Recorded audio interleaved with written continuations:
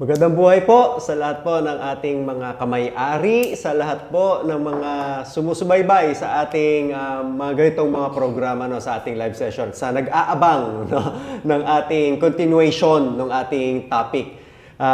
Again, kasama po natin ngayon ang ating chairman.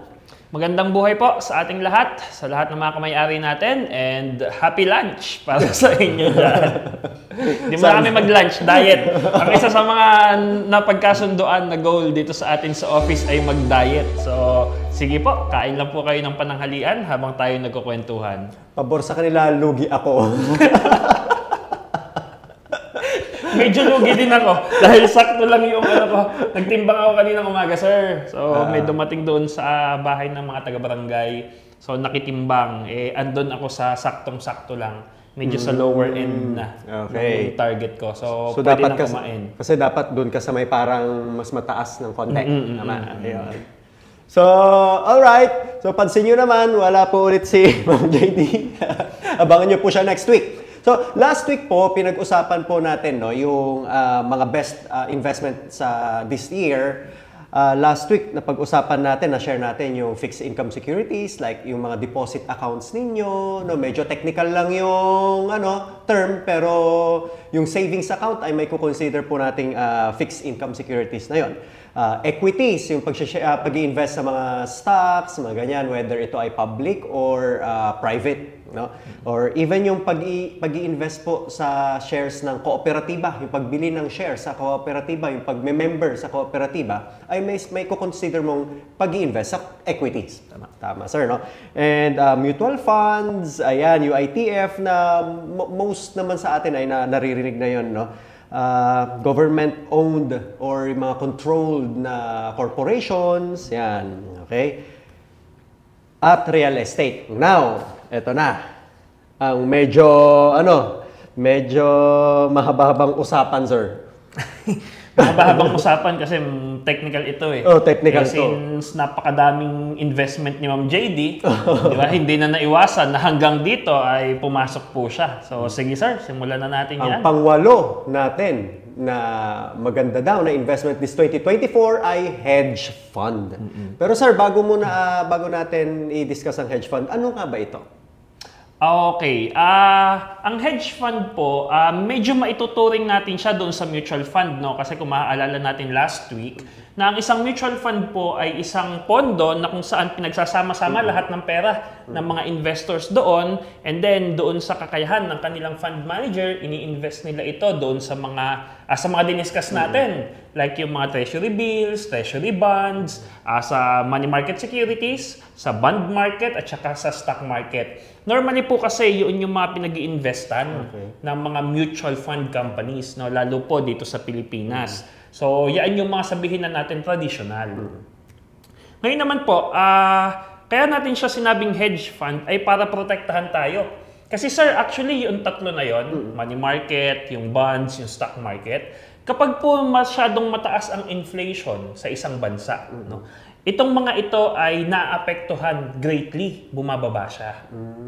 Now, ngayon, ginawa po ang hedge fund para nang sa ganon, ma-hedge, maprotektahan ka. Di ba, pag sinabi nating hedge, para siyang isang mataas na wall, no? Na para hindi ka mapasok doon sa loob, para maprotektahan ka. So, yun po yung key natin, no? O yung Q natin. Ang hedge fund po ay para nang sa ganon, maprotektahan tayo doon sa pagbagsak noong mga nasabi natin na pinag-i-investan ng mutual funds. Paano yun, sir? Kung ang purpose pala ng hedge fund ay maprotektahan ka para hindi bumagsak ang funds, paano kikita yun? Well, doon sa mga pag-i-investan niya. So halimbawa, tumaas yung inflation. Ang nangyayari po kasi kapag tumaas ang inflation, like noong mga nakakaraang taon, di ba? Because of doon sa mga nangyayari sa, tawag dito? COVID, and then na-roll na siya, na tumaas na yung inflation, lalo sa US. Kapag po kasi tumataas ang inflation, ibig sabihin bumababa yung purchasing power ng ating pera, no? Kapag bumaba po ang purchasing power ng pera, halimbawa ng peso, ibig nung sabihin mas mahirap mag-invest doon sa pera na 'yon.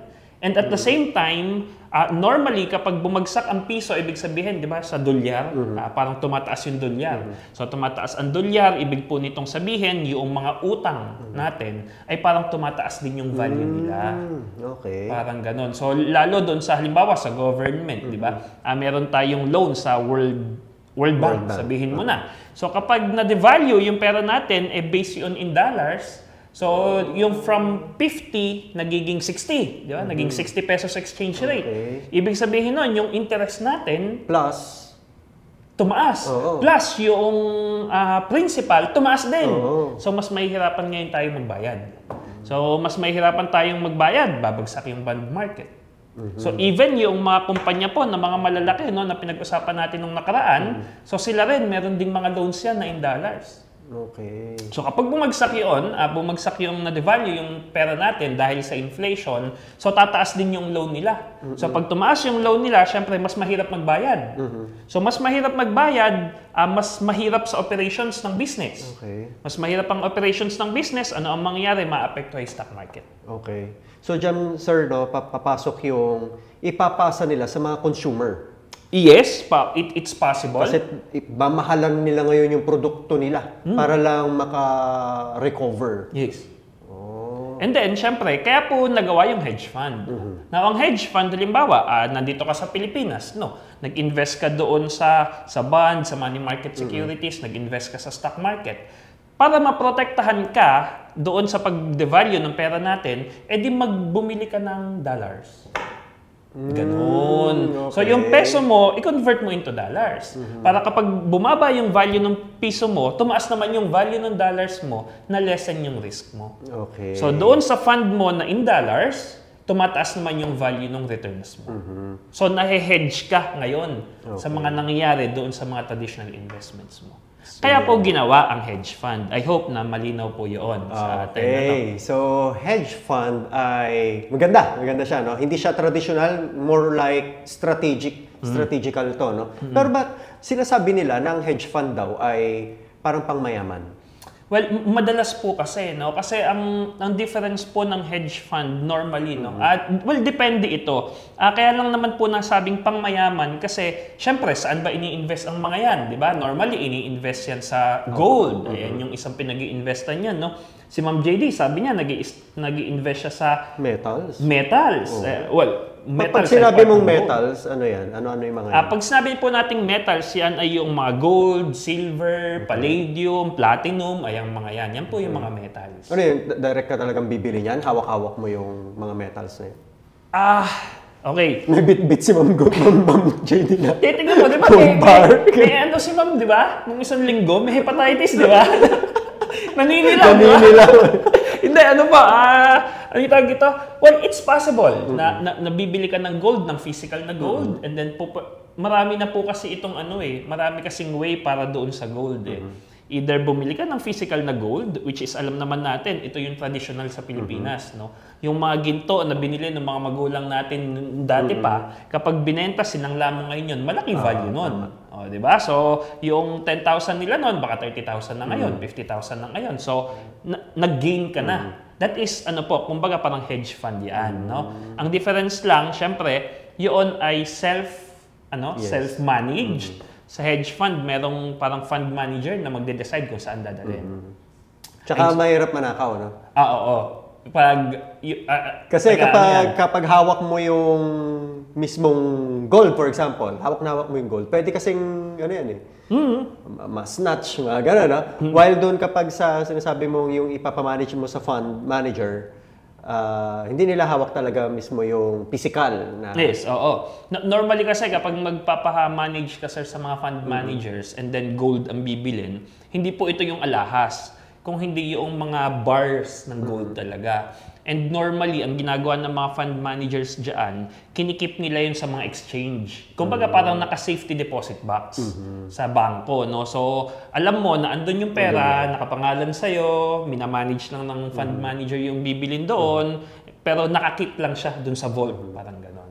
So, yun yung isang way. Bibili ka sa mga exchange. Direct po yun. Kapag gano'n, no? Kasi syempre, nanggagaling yan sa manufacturer or sa producer. Hindi manufacturer Dahil hindi naman ginagawa ang gold, di ba? Binubungkal yan O, sabihin mo na yung... Miner. Tama, di ba? Sa mga nagmimina. O sabihin mo na doon sa nirefine, etc. No? Pwede kasi na raw yung bibilin mo then yun po yung i-stock ninyo. So, minsan naman, kapag medyo na-refine na yan, naging bars na siya sa mga exchanges na tinatawag. No? Unfortunately, sa Pilipinas, ang alam ko po, walang exchange. Kasi dito sa atin, dati meron. Dito po sa atin sa Pilipinas, parang 'di ba, bibili ka directly doon na sa doon na sa mga seller or dealer, sabihin na natin, no. Dealer ng mga ginto. Okay, so yan po yung mga mag-aalahas natin. Siyempre, parang habang bumababa ka doon mula sa manufacturer, medyo nagmamahal, 'di ba? So yung mga fund managers, ang advantage lang nila, may connection sila doon sa mga mas matataas. Direct sila, no? Hindi na, meron sigurong ibang na mga direct, no? Kaya po nasabing mas mahal. Kaya ito ay para pang mayaman lang. Kasi syempre, kung gusto mong dumirect, hindi ka naman po pwedeng bumili ng 1 ounce ng gold. Oo, tama. Di ba? Dapat bar yan. Gaano kamahal yung mga bar?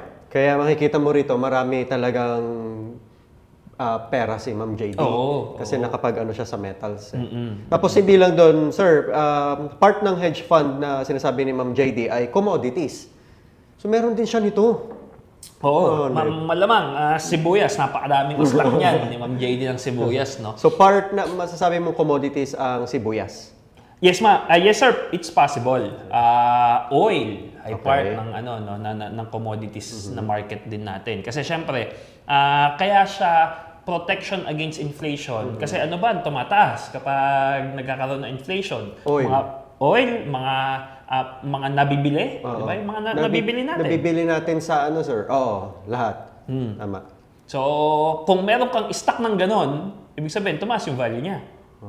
Parang ganon. So, kahit na bumaba yung purchasing power, sabihin na natin, may stock ka nung tumaas, naprotektahan ka. Dahil hindi mo na kailangan bumili eh. Yes, Pero ito kasing mga commodities na ito, normally, kapag dito po yan sa Pilipinas, ito po yung mag-i-stock kayo ng palay, mag-i-stock kayo ng sibuyas, tapos i-storage nyo, parang ganyan. So, yes, maganda siyang investment, pero depende sa nangyayari sa market din naman. Kasi halimbawa, last year, doon sa sibuyas natin, dito po sa Nueva Ecija, no, di ba? Parang pumalo ng napakataas ng sibuyas. Merong ibang mga investor ng commodities na nag-stock sila ng sibuyas, nga lang nabili nila sa mas mahal na halaga. So ngayon, medyo lugi pa sila. Gano'n naman po talaga sa investment, di ba? Now, meron po kasing mga paraan para nang sa gano'n, trade mo siya or ma-buy and sell mo siya sa international na market. Na hindi mo na kailangan ng storage, for example. No? Bahala na sila sa storage. Halimbawa, bibili ka ng oil, di ba? Kapag bibili ka ng oil and i-stock mo, kagaya ng pandemic, di ba? May mga nag-stock ng oil nun nung bumagsak. Tapos galon-galon na binili, di ba? So madami yon. Pero meron din naman sa world market. Kumbaga, didiretso ka sa mga producer, bibilin mo siya, kontrata lang ang meron kayo, okay? And then, bahala na sila sa storage. Ganon. Yun po yung mga mas murang paraan. So, yan yung sinasabi ni Ma'am JD. Kasi ang alam ko, yung lupain niya, napuno na yan ng langis eh. So, hindi na nagkasya. So, sabi niya, international na nga lang, sabi niya. Galing ni Ma'am JD. So, commodities ay ito yung mga very essential. Na mga tinitrade sa market. Ano ba yung mga essential? Wheat, ganyan. Wheat, oil, marami pa kasi. Coffee. Yes, sinasabi nila na parang second largest commodities in the world. Yes, oo din. Kung gusto niyo pa pong matutunan yan, punta po kayo sa CME. No? CME, Chicago Mercantile Exchange. So, dyan po kayo mga international po yon, sa US po yon na exchange. Para lang kung gusto nyo lang po siyang i-explore. Nice. Okay.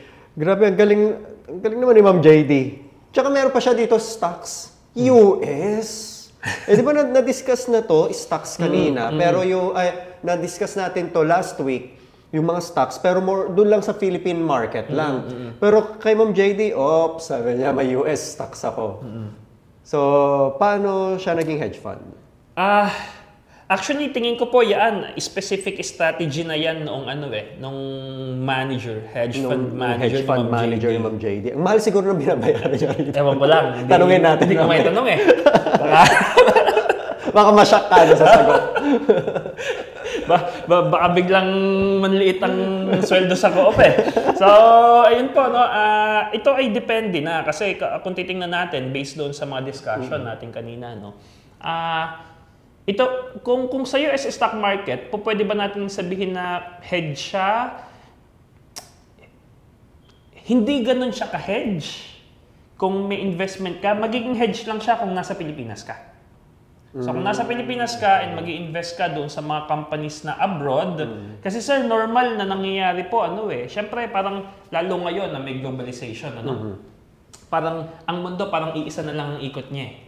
Kapag bumagsak ang stock market ng US, most likely babagsak din yung titingnan niyo ng pandemic nung nangyari, no? Bumagsak yung Philippine Stock Exchange. Pero bumagsak din naman yung mga S&P 500, no, yung mga index sa US. Nga lang magiging hedge lang ito katulad nung sinabi natin kanina. Kasi yung pera mo doon naka-dollars. Yung investment mo doon naka-dollars. And syempre, medyo mas marami kang mga pagpipilian doon. Yung mga nakikita mo na sila Elon Musk, sila Warren Buffett, yung mga maiyaman na yan, pwede ka makiparticipate doon. Kaya lang natin nasabi siya na pwedeng hedge, no? Pero directly debatable kung hedge talaga siya. Pero depende na yun sa strategy ng hedge fund manager. Okay. Kasi ang ginagawa po ng mga hedge fund managers, pinagsasama-sama nila ito. And then parang pina-file nila lahat. Kaya pala hindi kasyang 1,000 pesos mo dito. Oo. Kasi, di ba? Kasi may metals, may commodities, US stocks. So hindi kaya ng Nako, mukhang nagkakaroon tayo ng idea kung magkano pera ni JD dito. Kasi hindi basta-basta. Mababa ang dyan, sir, 25K. Kaya pala sinasabi, hedge fund investment requires a high minimum investment or net worth from accredited investors. So malaki dahil nga siya, ang daming pwedeng paglagyan. Depende sa strategy ng fund manager. At hindi lang sa US stocks, sir, meron pa siya forex. Well, forex naman basically ay yung sinabi natin kanina currency, no? So, kung ikaw ay nasa peso katulad ng sinabi natin kanina, convert mo yung pera mo sa dollar. Magkaroon ka ng dollar account sa bangko. Para sa ganon, bumaba man ang piso kontra sa dolyar, tumaas naman yung dolyar na meron ka, no? Ito po kasing mga ito, pwede po kasi yung i-trade no? Iba kasi ang investment sa sa trading. Okay. Lahat po ng binanggit natin. Anong difference, sir, ng investment sa trading? Okay, pag sinabi po kasi nating investment, unang-una is yung time frame, di ba? Pag sinabi mong investment, para siyang parati nating sinasabi. Ano objective niya? Well, ang objective niya ay ilagay mo yung pera doon and then after 10 years, balikan mo siya. Ang objective ng investment ay ay destination, hindi journey. Okay. Andito tayo ngayon, 2023. Kailan tayo yung destination natin? 2033. O, ilagay mo yung pera ngayon, hayaan mo na siya. Okay. After 10 years. Yun po yung investment. No? Kapag naman po sinabi nating trading, which is sa mga negosyo natin, di ba? Nagte-trade tayo every day. Nagba-buy and sell tayo. Kung kayo po ay may sari-sari store, nagte-trade kayo ng mga products sa sari-sari store. Bibili niyo siya sa mas murang halaga, hoping na mas maibenta niyo siya sa mas mahal na halaga. Sa wholesale to retail, di ba? Every day yun or every week nagba-buy and sell ka. Depende doon sa sa market. So kung kayo po ay merong gas station gas station, di ba? Everyday nagbabay, hindi naman everyday, pero lagi kang nagbabay and sell. So it's more on a journey. Tama. Na buy, sell, bumaba yung presyo ng sibuyas, makabili ngayon, sa isang buwan, tumaas, ibenta ko na. So yun po yung trading. Okay. So, kaya natin naisabi po itong mga ito, kasi in-include ni Ma'am JD dyan yung word na fund. So kapag sinabi natin na fund, yung trading na sinabi natin, buy and sell every day, may gagawa ng fund manager para sa'yo. O, yun lang naman siya. So kung merong gagawa ng trading on your behalf, so ilagay mo yung pera mo ngayon, after 5 years, after 10 years, at saka mo siya babalikan, magiging investment siya. So ngayon, medyo nagkakaroon na ako ng idea, no? So, ano difference ng mutual fund manager sa hedge fund manager? Parang ang hedge fund manager, sir, ay more like yung access niya ay potentially mas malaki. Mas marami siyang access compared dun sa mutual fund managers. At saka, hindi limited yung kanyang, hindi siya nalilimitahan ng regulations. Kasi ang mutual funds ata ay may limitations eh. While ang hedge fund manager parang mas mas mataas yung risk. Tama? Yes, oo din. Tama ka rin doon, sir. Kasi actually, pagdating po sa hedge fund din, hindi lang natin na-include dyan, pero nakita ko kasi nakabura. Pero ang mga hedge fund managers kasi, sir, tama ito yung real estate. Hinahalo-halo nila lahat yan. Okay. Merong iba sa gold, iba sa commodities, sa US stocks, sa forex, even real estate. No? Kumukuha po sila ng mga projects in real estate market. Nagde-develop sila. Okay. Actually, dito sa Pilipinas, kung titingnan mo yung hedge fund, kunyari meron kang, even businesses po, no? Nag-aano rin yung mga hedge fund sa mga businesses, na mga projects. Like, meron silang perang nakuha. Hindi nila i-invest yun sa mga traditional kung hindi meron silang nakitang magandang project. Halimbawa, ng isang contractor na friend nila or connection nila. Doon nila dadalhin yung pera. Hedge fund po ang tawag doon. No? Okay. So, may dinidevelop na lupa. So, doon nila dadalhin yung pera or merong bagong sisimulan na negosyo. Mag-i-invest sila doon na private equity. No? Pwede po natin ma-include yun as hedge fund din. So, kung mapapansin natin, yung magtayo ng malaking negosyo, yung mag-venture sa real estate, yung bumili ng maraming gold, ng maraming commodities, ng maraming currencies. So, lahat po yan, kinakailangan ng malaking pera niyan. No? Kasi di ba dito sa atin sa Pilipinas, halimbawa, stock market, no? Pwede kang makapag-invest doon personally ng 20K. Tama. Di ba? At baka may 10K, Tama. baka may 50K. So yun ay maliit po 'yon, no? Pero pwede mo bang makakabili ka ba ng lupa sa 10K, 20K? Sa ano na lang sir, siguro REIT. Yun po pwede dahil gumawa na sila ng product na gano'n, di ba? Pero kung titingnan natin, yung bibilin mo talaga siya, parang malabo yata yun. So kaya natin nasabi na for high net worth individuals. Sa bundok siguro. Yung malayo. Sa paso, siguro, di ba? Yung 3 hours mo lalakarin. Ayun po pwede. Yung mga gano'n, di ba? Yung papunta ka pa lang, naka 2,000 ka na sa gas. Di ba? Doon na yung lupa mo. So, ayun po. So, yung mga na-discuss natin last week na different types of investment, possible pala siya na nasa loob lang ng isang hedge fund manage fund. Na mini-manage ng hedge fund manager. Meron ba niyan dito sa Philippines? Meron po sa Pilipinas, pero sa totohanan, hindi kasi siya registered eh. Wala kasi tayo. Walang nagre-regulate. Wala pang nagre-regulate eh. Hindi pa naman. Ito po ay para sa akin lang, no? Sa knowledge na meron ako. Parang, ang alam ko, wala pa eh. Wala pa. Na nagre-regulate dito sa atin sa Philippines ng mga talagang registered na hedge fund management companies, no? Siguro po pwedeng pinakamalapit na ano natin ay yung mga holdings company. Siguro sila yung mga pinakamalapit kasi parang ini-invest nila yon sa mga individual businesses eh, di ba? Hindi naman siya naka-invest lang sa sa like index. Hindi naman eh. So parang kinukuha nila and then ini-invest nila sa mga company, sa mga business projects, parang gano'n. So sila yung pinakamalapit na nakikita ko. Paano sir ang kitaan dito? Well, depende po yan sa depende yan sir sa terms, sa contract na meron sila. So, yung iba dyan, parang mga mutual funds na merong fixed na na management fee. Yung iba naman, profit sharing. Kapag may kita, edi meron, etc. Pero hindi guaranteed ang kita nito. Wala naman. Yun po yung tatandaan natin pagdating sa sa mga investments, no. Unless i-invest po yan sa mga sa mga bond market, sa mga fixed income securities, no. Doon talagang po pwede mong mai-guarantee. Lalo kung retail treasury bond or yung mga bonds ng mga companies kasi yun obligation yun ng company. So doon po pwede silang, kung doon i-invest po pwede silang magbigay ng guarantee. Pero kung yung sa buong performance niya po, hindi eh. Wala namang investment na guaranteed na mayroong returns, no. Kahit na gaano kaganda pa ang tawag, no? Tama, kahit gaano kaganda ang tawag. Hedge fund manager, stockholder, ala po. Siguro real estate, kung bibili ka ng lupa sa bundok, sabihin mo na, di ba?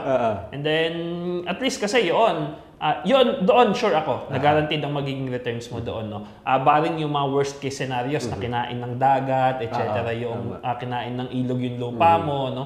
So kung bibili ka ng lupa halimbawa sa bukid, ako I'm sure may returns na makukuha ka doon. Kasi number one, para ka kumita, dapat maprotektahan mo muna yung fund mo di ba? Yung capital. So kung meron kang investment sa real estate, protected na yun Yes, automatic. yun na Yun na yun Yun na yun. Then, ano na lang, over time, nag-grow. Tulad nga ng sinabi mo nga last time, Chairman, ang lupa ay lupa. Yan na yun. At hindi na talaga siya, at saka hindi na dadagdagan ng lupa. Maliban na lang sa Manila. Di ba yun? May ang tawag doon, reclamation. Pero yung lupa sa bundok, yun na yun So, yung supply ng lupa, yun na yun. Di ba, supply and demand lang naman din yan. Correct. Lahat naman ng pinag-uusapan natin dito sa mga investment, supply and demand lang din naman ito. Ang ano lang po dyan, syempre, kapag sa lupa, yes, guaranteed yan. Pero, syempre, kailangan maghintay. Tama. Di ba? Kailangan maghintay ng matagal. As in matagal.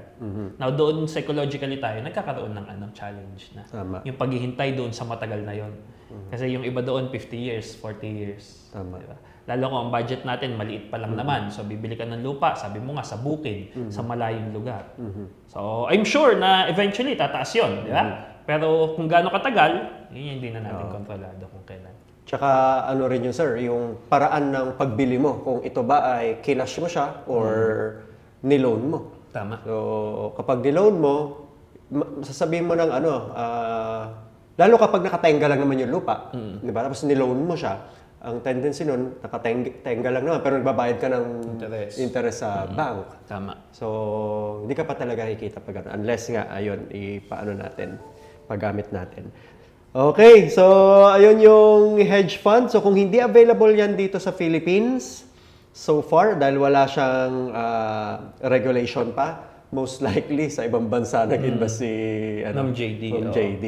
So, nung isang buwan, nung December, English si Ma'am JD doon sa ano kaya kako ini-English ni Ma'am JD? Ay, kausap ang fund manager. Malamang.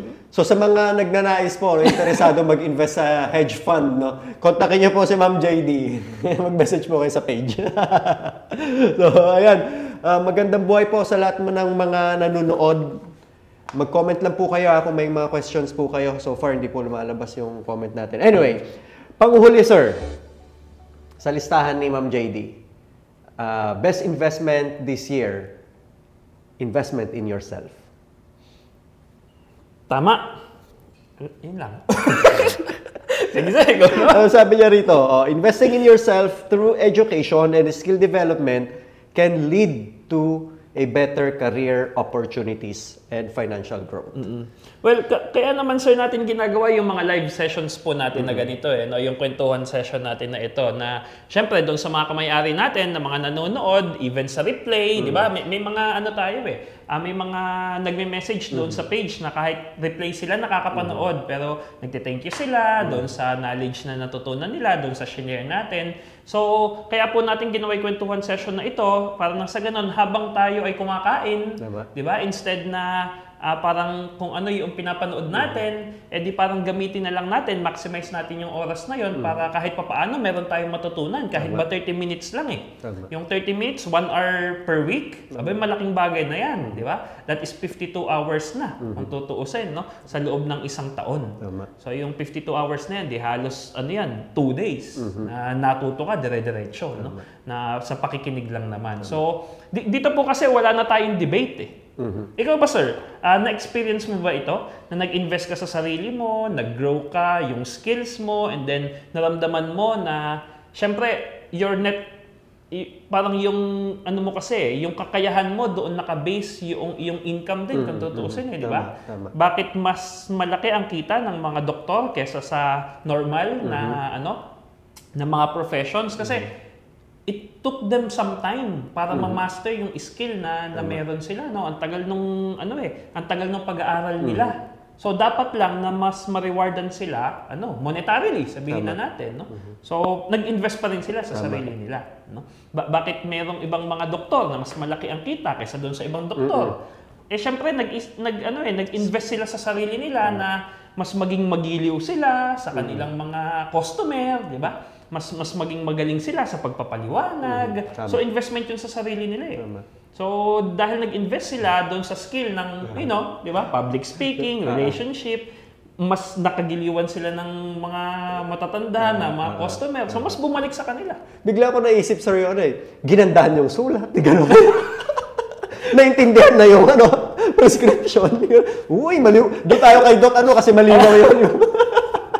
Nag-gets, Nag-gets, eh. Sige, sir, ikaw naman. Sige, ikaw ba, may experience ka ba na ganyan sa career mo? Na parang, okay, nag-improve ka, and then dahil nag-improve ka, naramdaman mo na merong changes pagdating doon sa sa income mo? Yes, sir, naman. Oo. Yes, sir. Kasi since nasa sales yung natin, yung ating tinahak na career, so hindi naman pwedeng hindi ka umattend ng mga trainings, mga ganyan, hindi mo pwedeng ihasain mo yung or i-acquire, hindi mo i-acquire yung selling skill kasi nasa sales ka eh. So kailangan yun dahil kung hindi ka talaga hindi mo ma-acquire yung skill na yon. So, kapag hindi mo na-acquire yung skill na yon sa selling na lang, specifically sa selling, hindi ka makakabenta. Makakabenta ka kung magmamakaawa ka, pero hanggang kailan mo gagawin yon. So, kung hindi ka makakabenta, hindi ka makaka-earn ng income.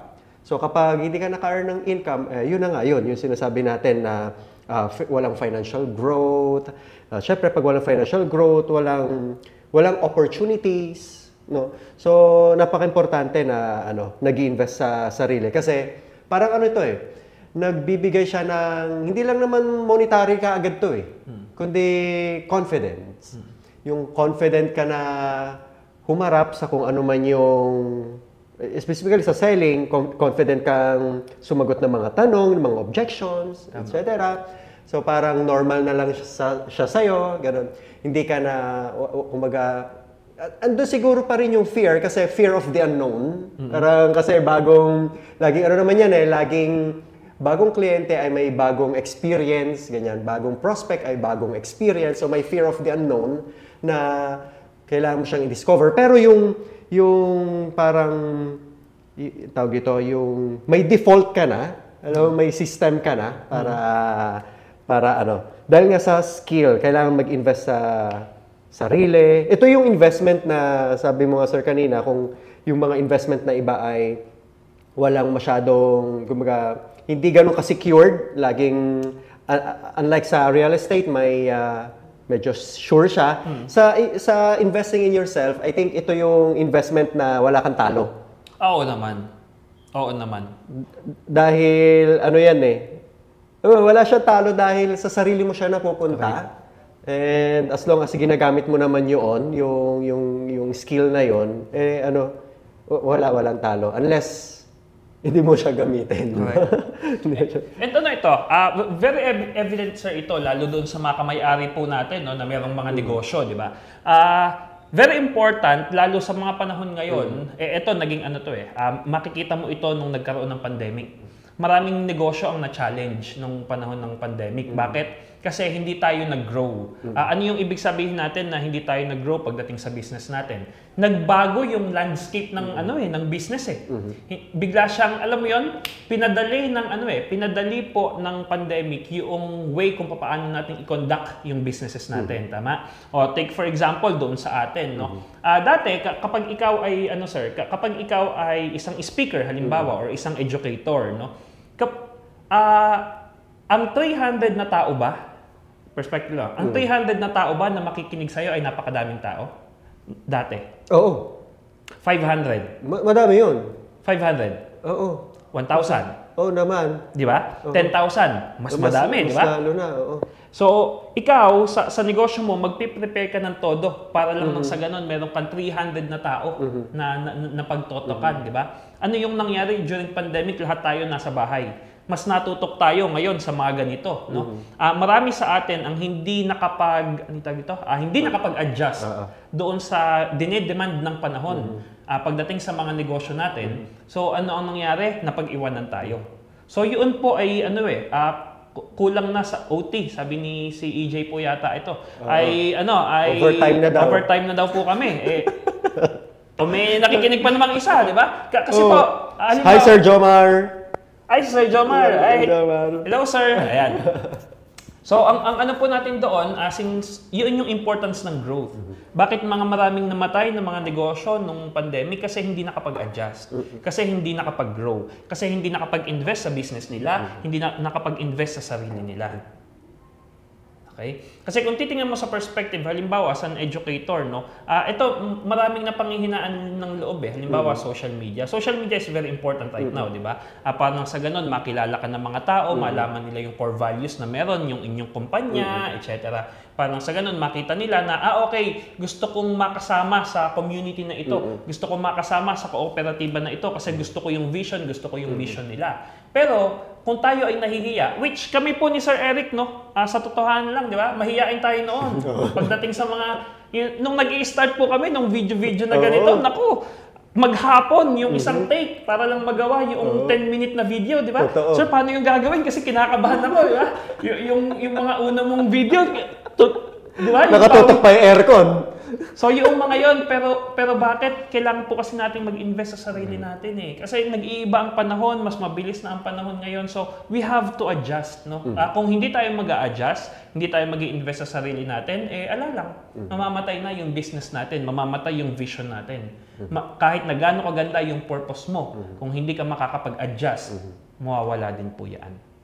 So, yun po yung importance, no, pagdating sa business. And ito, sir, parang perspective ko lang, no. Halimbawa, yung mga videos na ganito, di ba? Ilan yung nagiging viewers natin? Normally, mga nasa 400 to 600 po yan. No? Yung mga live session po na ganito, 400 to 600. Minsan, umaabot po siya ng thousands kapag medyo months na.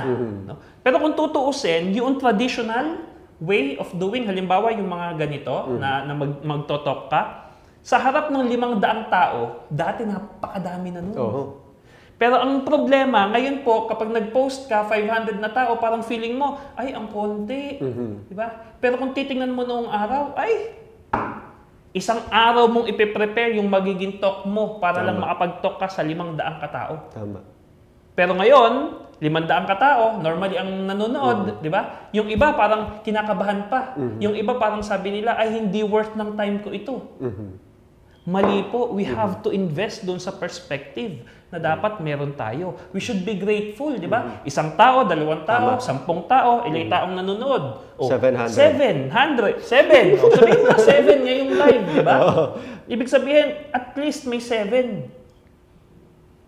Sige sir, basahin mo na. Si Boss Hindi pwedeng hindi batiin to si Boss Harvey Si Boss GM to ng Gera Cooperative sa Baguio. Hindi pwedeng hindi to mabate. Good morning po. Akala ko si Ding Dong Dantes. At Piolo Pascual yung nakita ko. Si Sir Joe at Sir Eric. Yung salamin mo, boss. Medyo kailangan na. Diba?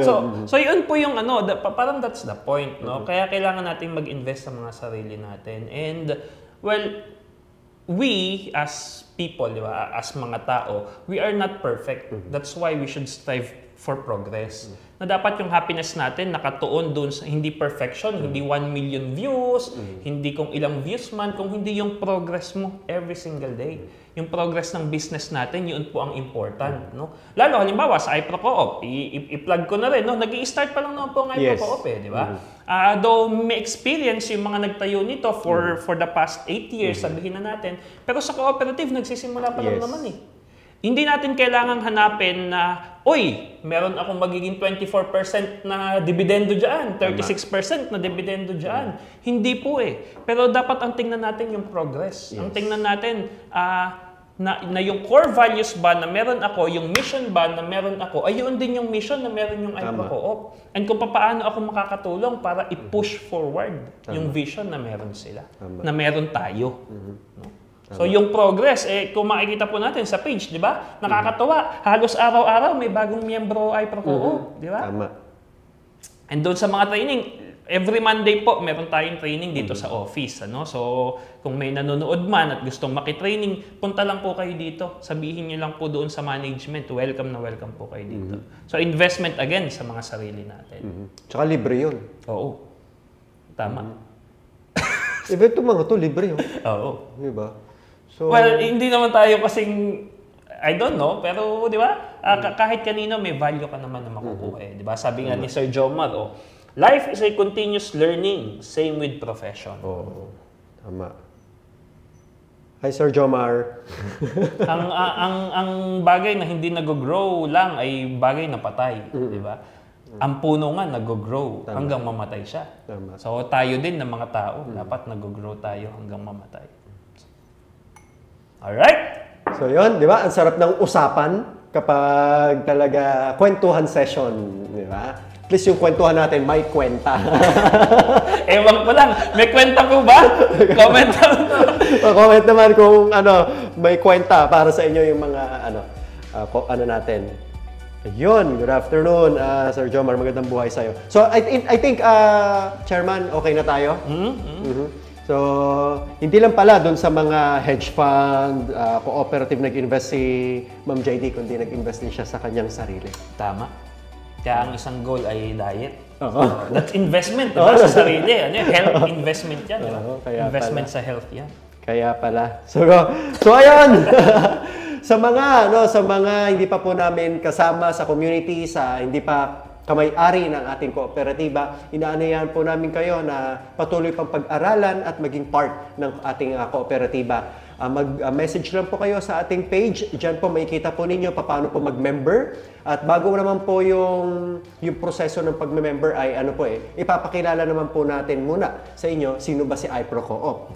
And then, ipapaliwanag sa inyo ano po ba yung mga mission natin. And then, para makita ninyo, masalamin ninyo, makapag-reflect po kayo kung yung bang vision ni iPro Co-op, gaya na sinabi ni Chairman, ay same ng vision na meron po kayo. Yung mission na meron si Co-op ay same ng mission na meron po kayo. Dahil kung same tayo ng nakikita sa hinaharap, same tayo ng gustong mangyari sa hinaharap, mukhang ikaw na po yung aming hinihintay na makasama sa ating kooperatiba. So salamat po sa mga nanood, salamat po sa ating mga kamay-ari at sa mga sumubaybay. At kapag may mga tanong po kayo, mag-message lang po kayo sa ating page.